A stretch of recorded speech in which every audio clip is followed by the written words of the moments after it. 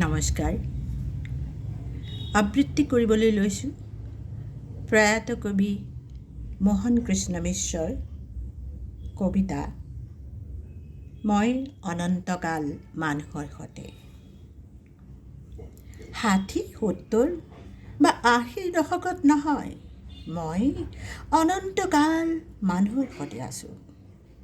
ধুমুহাত, ৰ'দত, বৰষুণত, দি যোৱা পথাৰত, ক্ষুদ্ৰাৰ্থ মৃত্যু হোৱা মানুহৰ মুখত, সকলোতে মই আছোঁ।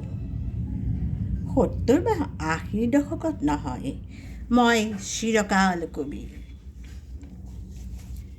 গ্ৰীচত শিকলিৰে বান্ধি থোৱা সেই দাসজনৰ পিঠিত পৰা চাবুকৰ প্ৰতিটো আঘাতৰ দাগ মোৰ পিঠিত। অহৰ্নিশে তেলৰ ঘানি ঘূৰোৱা সেই বৃদ্ধ মানুহজন ময়েই অভিজ্ঞতাৰ দোলা নিজে কঢ়িয়াই নিছোঁ। বাৰে বাৰে নিৰ্যাতনত মোৰ মৃত্যু হৈছে। মুহূৰ্ততে সহযোগীৰ সৈতে মই জি উঠিছোঁ।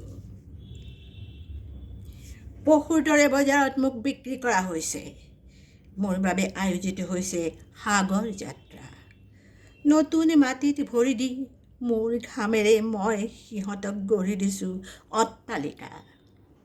মই পাশৱিক শ্ৰমেৰে গঢ়ি তুলিছোঁ পণ্যৰ ভাণ্ডাৰ। অথচ সামান্য প্ৰতিবাদৰ বাবে মোৰ দুখন হাত কাটি দিয়া হৈছে, চকু উলিয়াই নিয়া হৈছে, মোক দাহিত কৰা হৈছে জীৱন্তে। তথাপিতো মই আছোঁ কাৰণ মই এই ইতিহাস কালৰ সন্তান। চাবুকৰ সোঁৱনিৰ স্মৃতি চকুৰ আগত ৰাখি, এআঁঠু বোকা খচি কঠীয়া পাৰি মই শস্যগৰ্ভা কৰিছোঁ ধৰিত্ৰী।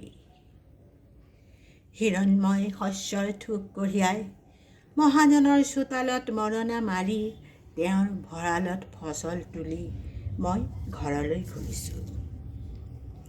চাবুকৰ কোবত তুলি নিয়া হৈছে মোৰ পিঠিৰ ছাল।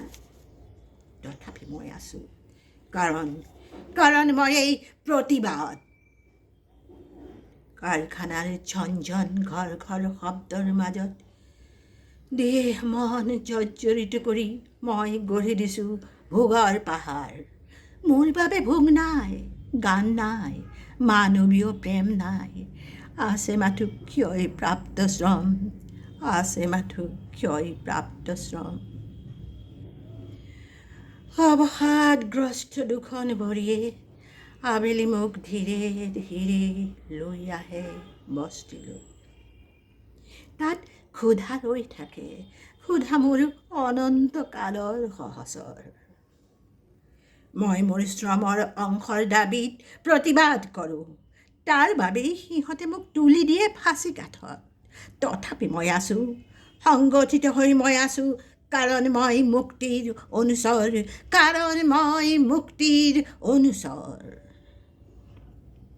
মই স্বপ্ন দেখোঁ চিৰকাল নিজৰ আৰ্জিত শ্ৰমৰ বিনিময়ত।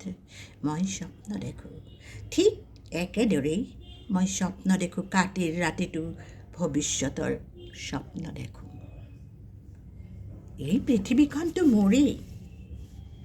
ইয়াৰ আকাশৰ বাবে, নদীৰ বাবে, হিৰণময় পথাৰৰ বাবে, উৰি যোৱা চৰাইৰ বাবে, আহিনৰ নিয়ৰৰ বাবে মই জীয়াই থাকোঁ। মই যি পোৱা নাই তাক পাবলৈ মই জীয়াই থাকোঁ। হেজাৰ বছৰ জুৰি মোৰ যি বঞ্চনাৰ ইতিহাস তাৰ হিচাপ ল'বলৈ মই জীয়াই থাকোঁ। মই জীয়াই আছোঁ আৰু এতিয়া জীয়াই থাকিম এখন সুন্দৰ পৃথিৱীৰ বাবে অনন্তকাল মানুহৰ সতে। আৰু এতিয়া জীয়াই থাকিম এখন সুন্দৰ পৃথিৱীৰ বাবে অনন্তকাল মানুহৰ সতে। ধন্যবাদ।